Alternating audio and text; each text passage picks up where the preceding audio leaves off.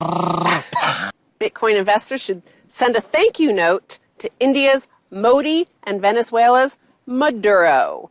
Max Keiser, yes. We know what happened in India, we know what happened in Venezuela, and that is the war on cash. That's going to be a big theme, I believe, in 2017. Yes, that's right. And they pulled out the biggest cash notes in Venezuela, which I believe in order to avoid capital flight. I believe the biggest note was worth about the equivalent of US 25 cents. Yeah.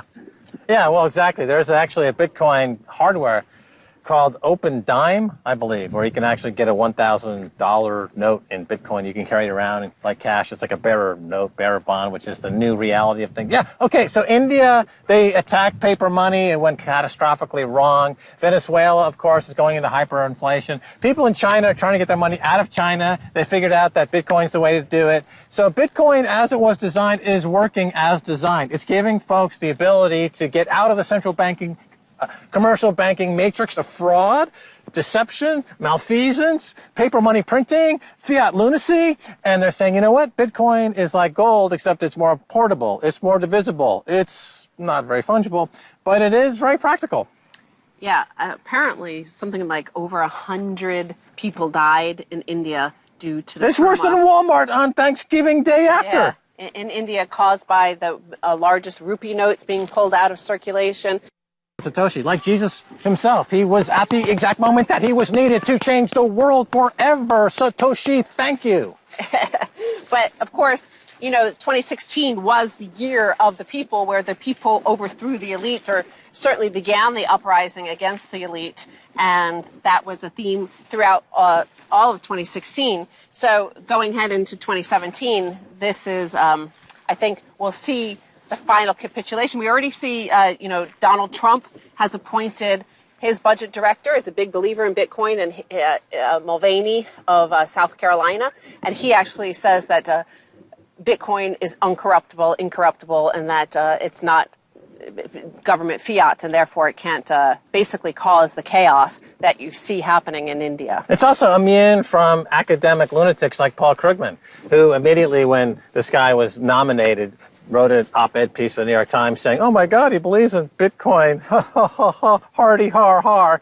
Meanwhile, you know, he's having his lunch eaten daily by the fact that everything he recommended for the past 10 years has gone out in flames. He's been discredited. The New York Times is failing, as Donald Trump points out on almost a daily basis. And I predict Paul Krugman will have his last year in the public domain in 2017, and he will quietly retire at some point this coming year and shuffle off to a retirement home somewhere. We'll never hear from him again. One of the reasons why you want to, of course, maybe have your own wealth in your own hands, whether via gold or silver or Bitcoin, is because, as we just showed you, the likes of Maduro and Modi in Venezuela and India can be crazy on your behalf. In Italy, we've seen Monte dei Paschi, the oldest bank in the world. The oldest bank in the world. It survived world wars. It survived famines. It survived, you know, all sorts of disease and rampages and bird flu and everything. Berlusconi, it survived all of that, and yet it did not survive the modern financial system. Well, that's why people say that Bitcoin is the greatest innovation since Gutenberg Press, that it's a once-in-a-500-year event. It anticipated that the whole central banking system, the whole era of modern banking, and the whole modern era of corporate hegemony is coming to a crashing close. And this is what Satoshi Nakamoto very shrewdly remains anonymous to this day, and like the prophets before him, captured a moment, captured the zeitgeist, and it's like the E equals MC squared. That's the original protocol for Bitcoin. It unifies. It's the unified theory of value, currency, and human ambition, all in one elegant protocol. Okay, Satoshi, speak. But we have he other headlines. He could be Cyber Christ. We have other headlines to get to. So what I was saying is that Monte dei Paschi, the oldest bank in the world, did not survive the modern financial system, did not survive all of the fraud rampant in the modern financial system. It survived all the dukes and oligarchs and all the stuff of the past and all the famine and all the wars, and it did not survive Jamie Dimon. It did not survive Deutsche Bank. It did not survive Goldman Sachs. It did not survive all those. So many of those people who are foolish enough to have trusted Monte de Paschi, to have trusted the government to say, don't worry about Monte de Paschi, well, they're going to have their funds seized, bailed out, bailed in, and all of that stuff. So you have to protect yourself. We're moving on to all those predatory promises. I'm calling them predatory promises. I like that. That your governments have made, whether it's in India, Pray on it, girl! Pray on it, girl! You go, girl! Predatory promises! The PPP of the PPP! The OPP of the PPP! Did you stop walking? Did you stop walking so that you could dance like that? I want to let this family behind us enjoy their, their picnic. I'm shaking my booty. So, now we're going to talk about the runs on the pension funds, because we've had a run on the banks. Yes. We've basically been having runs on the bank from 2007, 2008. We saw Northern Rock, all that stuff, and that precipitated the crash. Then we saw the runs on the mutual funds, and the laws changed in order to, the mutual funds to, basically be able to bail you in. And now we have the run on the pension funds. Okay, the pensions are what your promises, those predatory promises, because they were, when you make a predatory loan includes making a loan to a person that cannot pay you back. So here they're making predatory promises. They made predatory promises. They made promises that they knew they could never afford in order to mostly get votes. Like a lot of, in America, unlike in Europe, like your sheriff is elected, your judges are elected, and all these sort of people make promises to you in order to get the unions of the policemen and the firemen and all these sort of people on their side. Well, here is a headline, Max. A Dallas public pension fund suffers a run. Bank runs with depositors queuing around the block to get their cash are a familiar occurrence in history. A run on a pension fund is virtually unprecedented. But that is what is happening in Dallas, where policemen and firefighters are pulling money out of their city's chronically underfunded plan, and Mike Rawlings, the mayor, is suing to stop that. Because we're going to be talking about these predatory promises in the pension industry and how these firemen and folks in Dallas have been set up to get absolutely flayed by the financiers because their pensions are going to go down in flames because of everything we've been telling you for the past 5 to 6 to 7 to 10 to 15 years. What? Hey, I have my running shoes on. Tickle, tickle, tickle, tickle, tickle, tickle. Yeah, that's what I'm talking about. That's how I get the ladies. The pension apocalypse is upon us, as we predicted, for very simple reasons. Shall I go into those reasons, Stacey? Well, I like the concept of the predatory promises, not just because I came up with it, but because it seems to fit with the facts.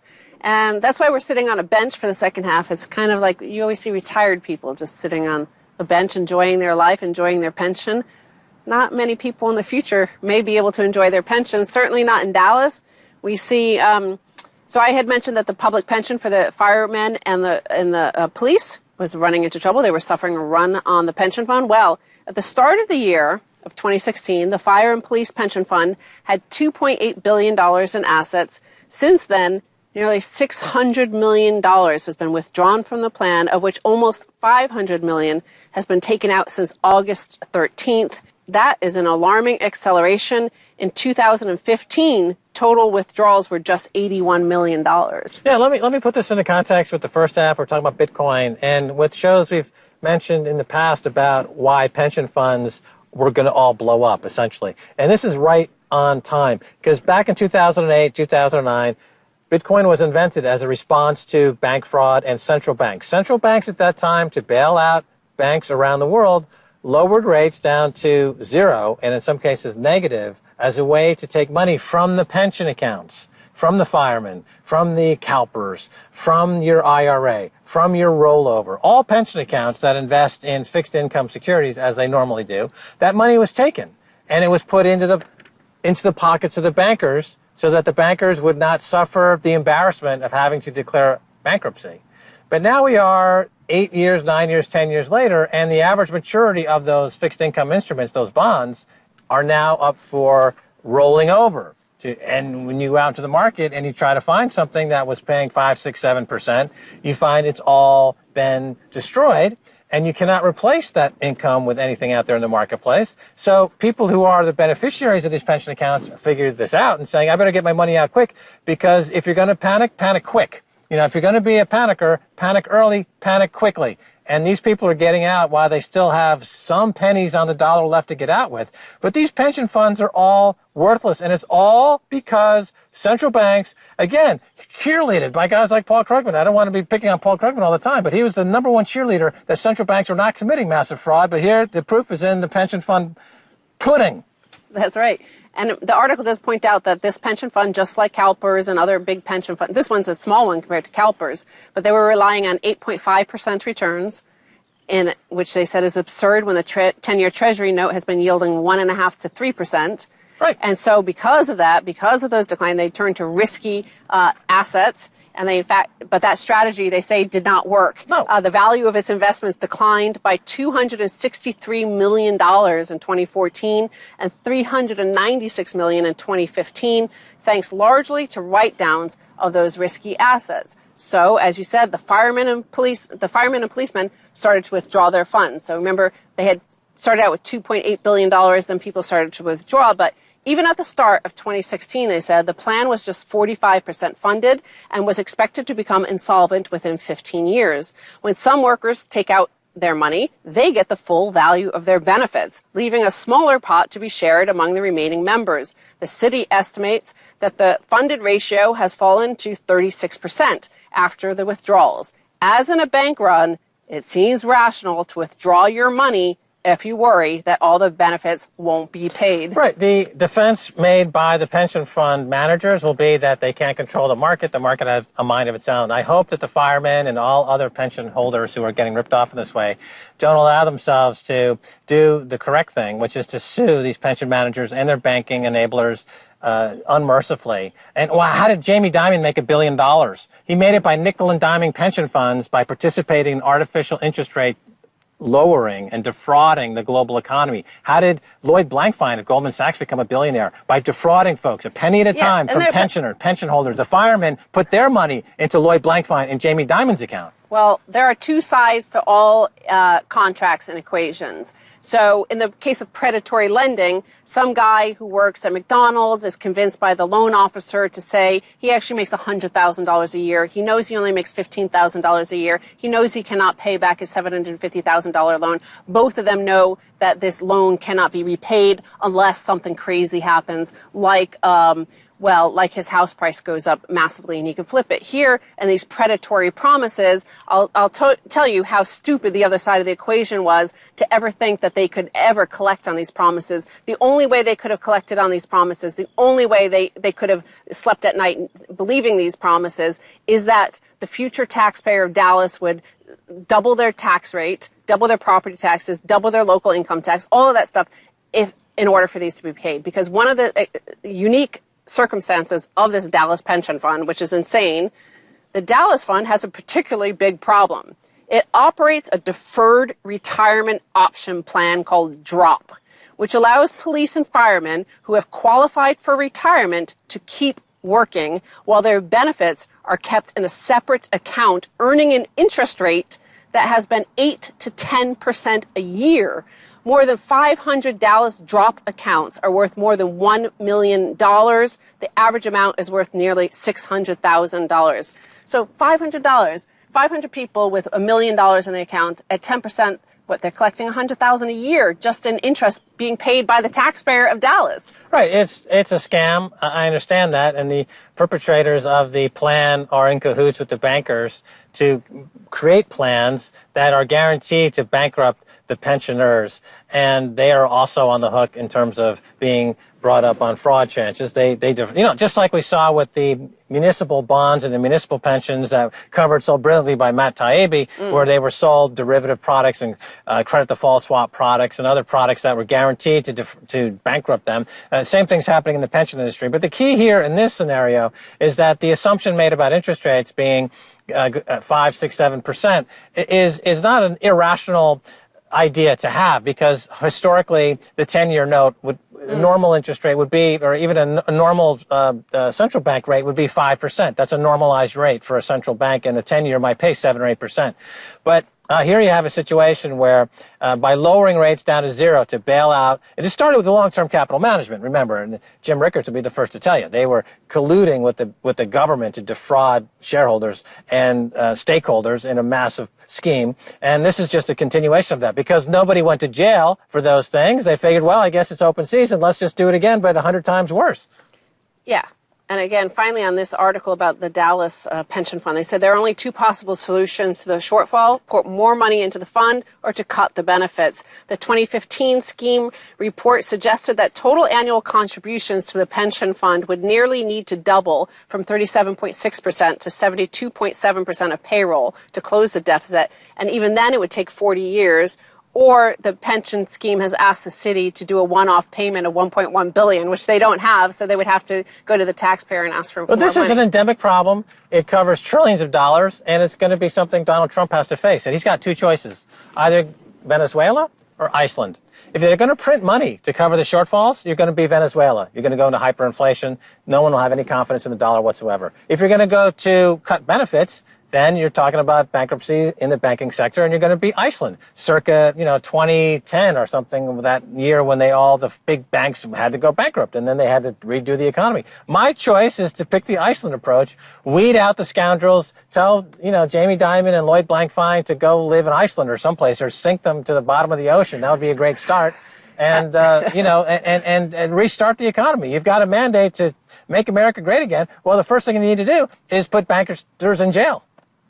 Well, of course, Donald Trump did make his money when President Ford told New York City to drop dead. So that's when Trump began to make his money. The government told New York City, we're not going to allow you to roll over your bonds.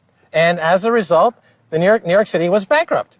And Lazard Frere and Felix Rayton, a very distinguished banker at the time, came up with the Municipal Assistance Corporation bond, or MAC bonds, and they recapitalized the city, but they essentially turned the management of the city over to Wall Street and Donald Trump, who started his career in Manhattan at that time. Okay. Well, now, a lot of people out there will be like, well, that's just a little piddly tiny $2.8 billion or now $2.2 billion pension fund in Dallas. Then there's CalPERS, which is trillions, over $1 trillion pension fund. It's all the state workers for California, municipal workers. Their pension fund is controlled by CalPERS. And CalPERS cuts pension benefits for first time. And they cut their expected returns from 8.5% to 7.5% recently, which means that all cities, localities, and state workers and all that municipalities will have to pay more into the CalPERS fund. But because of cities like Dallas already going bankrupt and local cities and councils and towns across California going bankrupt, they're no longer able to pay into CalPERS, which means they're cutting benefits for their previous retirees. So for the first time in its 85-year history, the California Public Employees Retirement System, CalPERS, is drastically cutting benefits for public retirees. Starting January 1st, for retired City of Loyalton public employees will have their pensions cut 60%. For 71-year-old Patsy Jardin, that means her pension will drop from about $49,000 a year to a little more than $19,000 a year. Well, you remember the investment conference we went to in Bangkok? And that was back in 2005 or 6? Yeah, and at that time, CalPERS was buying Bear Stearns junk bonds. And I had a chance to meet with one of the top management of CalPERS who was at the conference. And I explained to this woman that this was going to end in tears, because this was not what this fund should be investing in. And she said, well, interest rates are low, so we have to search for yield. And this is the whole slogan that has corrupted and bankrupted trillions of dollars worth of pension funds now, is so-called search for yield. These pension fund managers, they think that a bond, a triple C minus rated corporate junk bond, is yielding 8% now, or something along those lines, is something that's an alternative to a U.S. AAA rated government bond that's now yielding 1%. And they say, well, we just have to buy some of this triple C minus rated junk bond to take the place of this AAA bond. And as Mike Milken pointed out in the 80s, they're doing fabulous work in the junk bond market, that junk bonds tend to go bankrupt. So, this is the stupidest thing ever done in the pension fund industry. And it's leading to what's going to happen to all these poor pensioners? As I said, Trump can either go Venezuela or Iceland. That's your choice, buddy. It's a binary choice. You got Venezuela or Iceland. Okay, and then this city of Loyalton voted to leave CalPERS 3 years ago because they were struggling to meet their requirements of their duties of providing services to the town. So CalPERS told them, your fund is only 40% funded, so now they've cut back. But CalPERS itself is only 65% funded, and they have $164 billion in debt. Now they're hoping they've lowered their discount rate from 8.5% to 7.5%, but they're not going to make 7.5%. No. They have to lower it down to 2%. Yeah, they got to go 2%. And how long will that take? It'll be either Venezuela or Iceland. Venezuela or Iceland. Take your pick, Trump. That's going to do it for the Predatory Promises Edition. Yeah, baby, 2017. Don't be a stone sheep. If you want to thank our special guest, Stacey Herbert. Until next time, bye, y'all.